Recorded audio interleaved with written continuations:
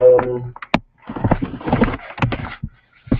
a selection was made based on the selection criteria and management decision. Then the supervisory board of directors also has a resolution when entering any, and they have to agree to any entering of concession agreements. MP Franz Richardson questions concerning policies in investing issues regarding document theft, persons interrogated by lawyer, and if the interrogation was severe. The internal process was done as a theft of document, in this case, is a very serious issue and can be considered of national security. This information was confidential, therefore we should put the right attention and concerns to people doing this. The airport filed a criminal charge for investigation, but it also do an internal investigation with assistance of an external attorney. Again, the leaking of this information is really a national security issue. Why security and why national? Because if anyone listening or in the room today will not agree or can disagree with the fact that our airport is very, very important and that it has a, I think, about a 33% influence on our GDP, then I think they do not understand how important and do not have enough love for the country. But that's my personal opinion. Next to the importance of the island, the loan obtained was based on a Moody's rating. And leaking of this information also can bring us in great financial jeopardy. Question about teamwork, I think LIMO was the word mentioned. The work environment is important to management, staff, and also this shareholders representative. And efforts are done through social gathering, and others will be planned in order to ensure that the team at the airport functions as a team with the maximum result of having our airport being the #1 in the region and also being the port for all those who want to visit our beautiful islands in MAARTEN. Master plan of the airport. Do we have a master plan? Well, as mentioned earlier, the master plan was presented in Parliament in February 2013. And in fact, nothing has changed since then. Another question of MP Richardson was concerning the casino license by a private person who requested it. I am aware of the request for a license to operate on the airport. Since that request came in since 2010, and there is a Island Council resolution or answer, a statement which says that license can only be granted after a agreement has been reached with the PJIA. The cost of the sculptures. As we don't have all documents with us, I can mention that the roundabout is the sculptures are part of a total roundabout project which was approved by the Ministry of ROUMOU. The airport budgeted and put available a fund of $500,000 for this project. The cost of the roundabout, again, it's $500,000, and if of other roundabouts, and if I can compare it to the cost of the other roundabouts, that has to be researched, and if need be, we can research it, but as the other roundabouts are not the responsibility of this ministry, perhaps in collaboration, I will try to get all the information to get clarity, and for the cost of this particular roundabout was financed by the airport, to see if it's in part. MP Laville, how can information be leaked out of a government company? What is the accountability? In fact, that answer I cannot give, how it was leaked, but I think that it's maybe, or I can think of a motivation, maybe they think that passing on that information, they're doing good, but I'm sure, and as I mentioned earlier, this brings jeopardy to national security and also to the income of our people on the island. What action now will be taken to make sure the chance of a situation like this does not reoccur? Security audit is being done to reduce the chances, and all employees have signed a non-disclosure agreement of information. When you came into office, was there any information from your predecessor in the office of the person requesting a casino license? In fact, no. I can also state that for me it was a big fact-finding mission to understand what has occurred, and as I understand from the questions posed tonight, that I have to do some more research to find out a lot more things. But in doing so, I think we can learn, and it is our job to communicate and to answer any questions in the future as well from Parliament. Are there any documents on your desk showing something is being worked on for this person? The answer is no. I have not seen a document stating or an agreement stating that something has to be done by my predecessors or the predecessor committing to any agreement on granting that license. MP Jules James posed question about the ranking of the airport, and to give an idea of the Moody ranking. Well, again, it's not of my doing, but I jumped on a running train, and I'm proud to mention that the PGIA is the #2 Northeastern Caribbean airport and #1 in general aviation. Few awards which were mentioned, or we have gathered our award for excellence recently received by JMB Communications, an International Transport Award dated May 2013, and an International Award for Leadership and Image and Quality. What efforts are being made to attract airlift to St. Martin? Well, with myself, facilitating and working very closely with civil aviation and the PGIA, we have established an air service development committee with 7 surrounding countries, being our neighbors, St. Martin, St. Bart's, Anguilla, Dominica, Saba, and Station. If I'm forgetting one, please put and Nevis, by the way. Seaborne just started a line flight from San Juan, line service from San Juan to St. Martin on the 1st of March. British Airways are looking at our destination to include it in their itinerary.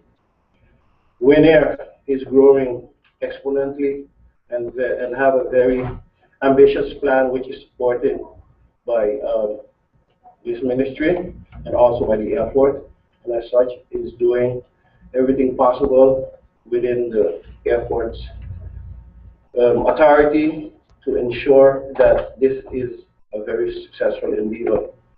Southwest is looking at our destination and started perhaps 2015.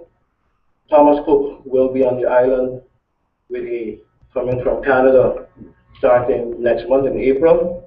And Insulair is looking at connecting St. Martin to the Latin American market, and also looking at the possibilities of flying from Aruba to St. Martin. Concerning the question, what amount of money is owed to Princess Juliana Airport, I think is from previous concessionaires. The amount is 22 million, but could be slightly more, but some more research will give us the exact amount. What's the new vision of the airport? What are the developments taking place? I quote the vision: SXM Airport is a regional leader in the provision of airport services, offering a world of experience to all customers. And we hope, and we are almost reaching this, so perhaps we should continue on that. And concerning the bidding process,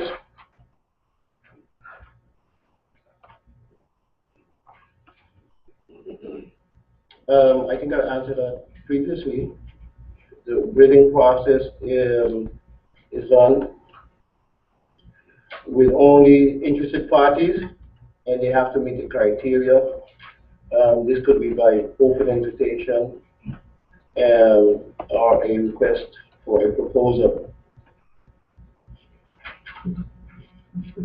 The selection is also made by the selection criteria by management, as I mentioned earlier, and the supervisory board of directors. Resolution is always needed when entering into a concession agreement. Important to mention, at this particular moment, 85% of the concessions are owned by local / returning concessionaires of the past.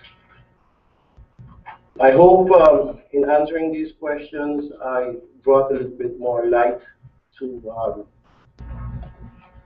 the philosophy or how the Princess Juliana Airport is operating.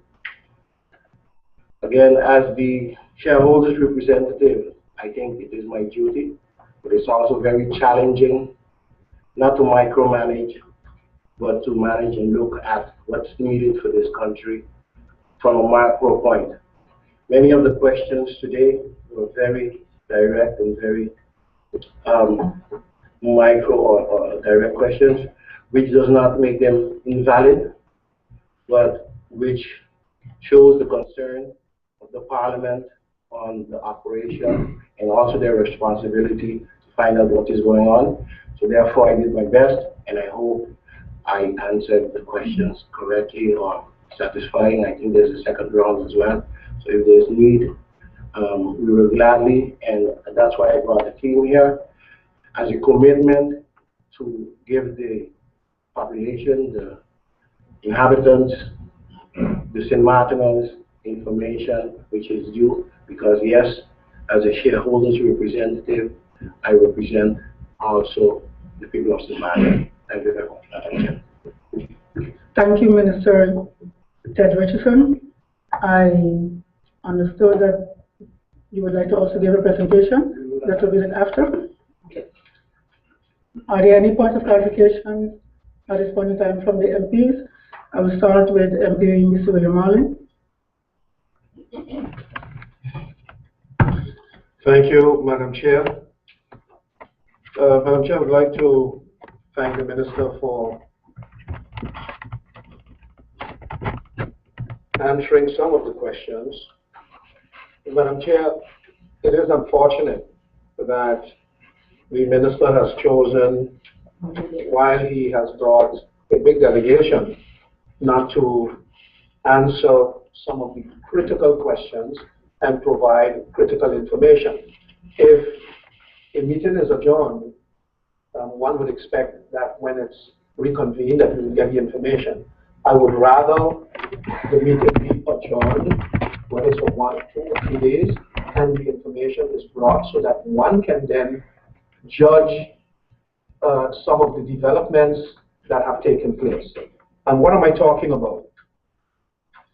Madam Chair, the question on how much, what is the policy when it comes to bidding? The Minister says sometimes we go public, sometimes not.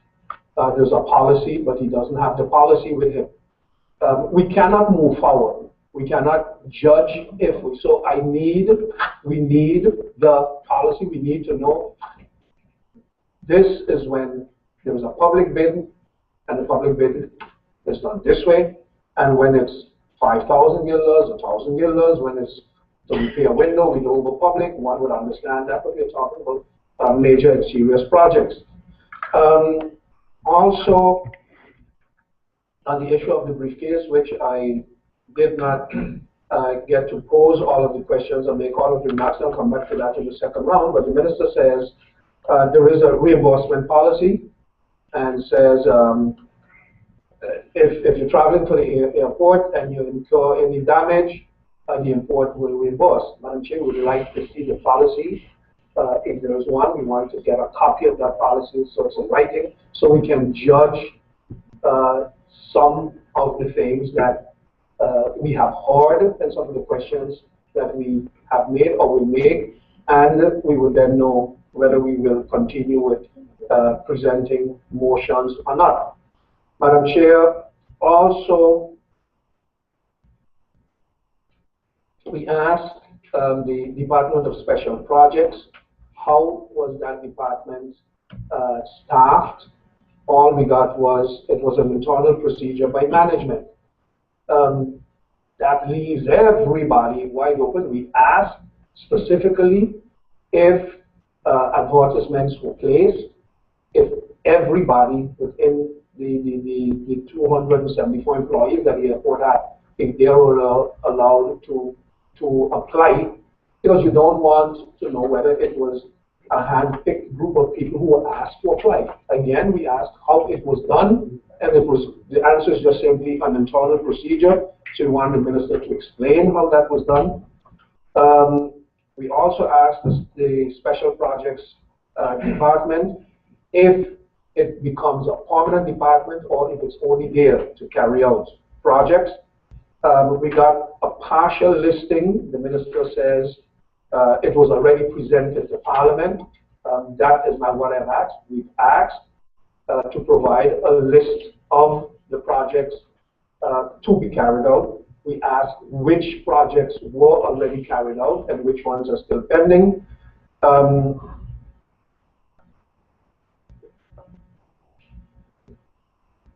So in short, Madam Chair, the policies, as we have requested, have not been provided. And as the faction request in this meeting, we would rather we adjourn the meeting, whether it's for a day, 2 days, 3 days, and let the minister bring the correct information and not tell us he's going to send it another time, or this was presented to the Council of Ministers, or it was presented to Parliament. Not everybody were the Council of Ministers, not everybody have been in Parliament all the time. If Parliament asks a question, the minister has to provide the information. Simple as that. Thank you, MP Mr. William Marlin. Any other points of clarification? MP Mr. Willavais. Yeah, I have points of clarification.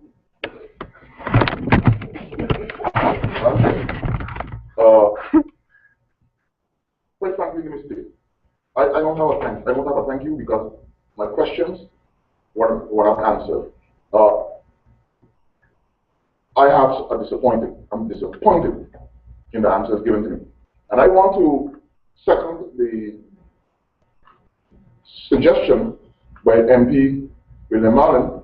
If the information can be presented today, I have no problem in cooperating that this meeting is adjourned and you bring me the information and the proper answers. Madam Chair, what is my clarification?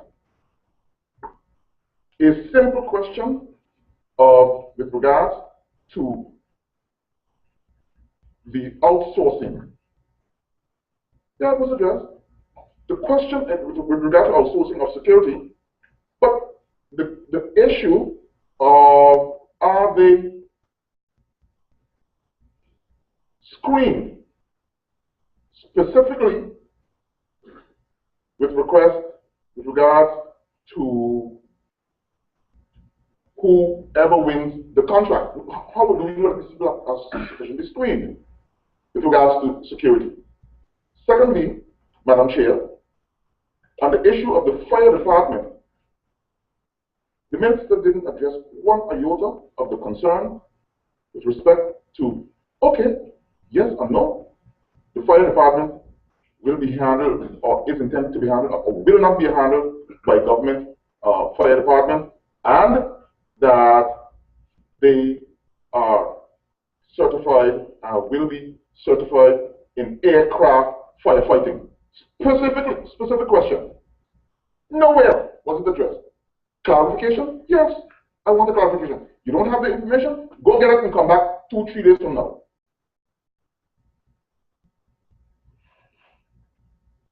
Madam Chair, on the issue of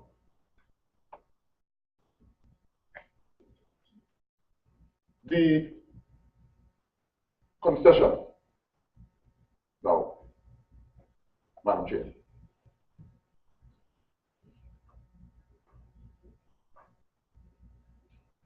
I specifically said I want to know. I asked if there is a political family that have it. Yes or no?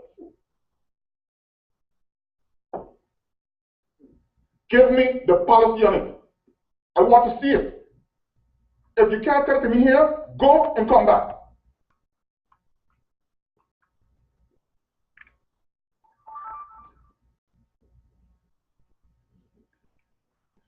So, Madam Chair, specifically I mentioned, why, Madam Chair? I want to know how does a member of parliament, and I stated it, along with his family, negotiate, Madam Chair, for people to get a concession on the airport. I want to know it. How did that take place? I specifically mentioned clarification, yes.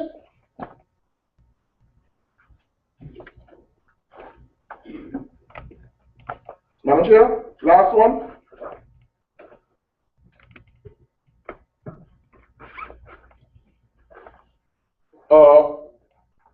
Am I to understand that the minister, because I specifically asked, has anyone, any mother, let me put this, that's why I'm concerned about the mother losing a job and can't feed a child, or paying for like baby. Has anyone been fired and or suspended? Am I to understand that you're saying no? Just clarify. Madam Chair. Thank you, MP Mr. Labega. MP Mr. Franz Richardson, any clarification? Yes, Madam Chair. Madam Chair, on the issue of the properties come from the persons who live on the southern side was not addressed by the minister, where that information came concerning the appraisal of those properties was not addressed. The second, one of the other questions too, Madam Chair, the issue concerning the workers was not addressed. Those that now was interrogated and now went seek doctor approval and is at home. How does the management of the airport intend to deal with those issues based on that was not addressed? And Madam Chair, the issue concerning the statues, the question didn't ask what was the cost of building any roundabout. The question was asked the price of the different statues in comparison to what is being said with the one at the airport for the other statues in the other roundabout. Nothing to do with the cost of building the roundabout. That was not my question. And the minister was asked if he can ask his colleagues or call them, call whosoever, find out the comparison prices that was paid in the past, that is paying now. Because I said I heard in the past some was even up to 500,000 was paid for some of those statues. That was the clarity. That was the clarity, Madam Chair, that I talked about. Thank you. Thank you, MP Mr. Franz Richardson. MP Mr. Labega, MP Mr. Joe James, move at this point. Minister, I give you the opportunity to answer the point of clarification and then go over to the second round. All requests for points of clarification are noted. A suggestion was made And I think I addressed that fact that information will be submitted to the members of parliament where the answer was not given. But many questions were very specific, and in order to get those specific answers or documents, I will need the time and need to gather them and submit them to Parliament or on the day or whenever I'm requested to return to give the answers as stated by the honorable members of Parliament.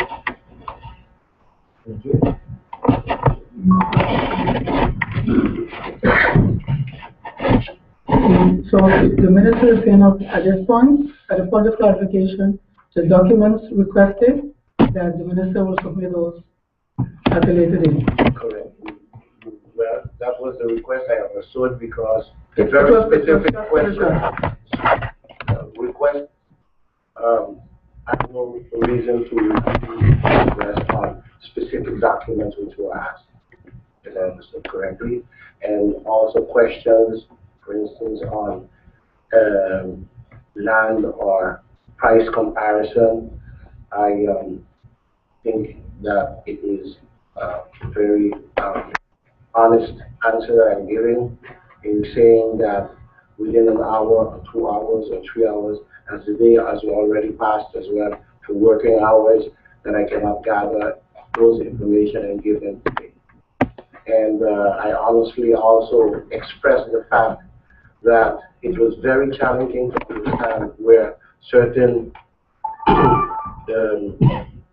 words were questions or statements, and with the explanation or address of the MPs, I will make sure that we can gather the information and present them as requested. Thank you. Thank you, Mr. Richardson. Before I state what the course of the rest of this meeting is going to look like, MP Franz Richardson, thank you, Madam point Chair. of order, or? Yes, based on what the minister answered that he gave, I wanted to be clear on his answer that he's given. He's requesting the time based on what the NA faction asked him, because that is the answer he was given, that he's requesting time now to get it. That's correct. That's why I asked if this was a point of order. Yeah, it's a point of order based on what he said. Listen to what the minister presented. So to be clear, at this point, where we are at the point of clarification, the minister is requesting more time. In order, I'm stating, in order to answer the question as specific as asked, detailed as asked, and the seriousness of the implications of the answers, I think it's very important. It's important for me to gather that information based on the request from MP MAARTEN. So, how much time does the minister require? 1 day, 2 days? This is many questions answered are those in history. I think it is unfair for me to give tonight an answer. I thought I could have answered all the questions satisfactory, and within an hour. It took 2 hours, but yet I feel that I cannot give an answer because, again, many of the questions which are asked were not a experience that I had as a minister. Clear. I will make the decision then right now to adjourn this meeting at this point of the points of clarification, and we'll send out the notification for a new date to continue shortly. So this meeting is herewith adjourned. MP Labega? Just one question so I can understand where we're going. So at this particular point in time, the chair will determine the amount of days. Yes, MP Labega. Yes. In consultation with the minister, that's why I asked him twice, specifically, and MP Franz Richardson kind of reiterated that specifically, And that's why instead of just going back and forth, I'm taking the decision to adjourn the meeting, and the MPs will receive a notification when we're going to continue. I'm working with you, Madam Chair. I have no problem with that. I only want everyone to take note that what we are asking for is simple files on policies, and that should be readily available. And so, within 1 week, I would hope to have the meeting reconvened. Thank you, MP. The chair will send out notifications as stated. Minister, thank you very much for your time. I thank the members of the management and board of the Princess Juliana International Airport and the staff of the minister for being present here today. This meeting is adjourned. This agenda point is adjourned until further notice. Meeting adjourned.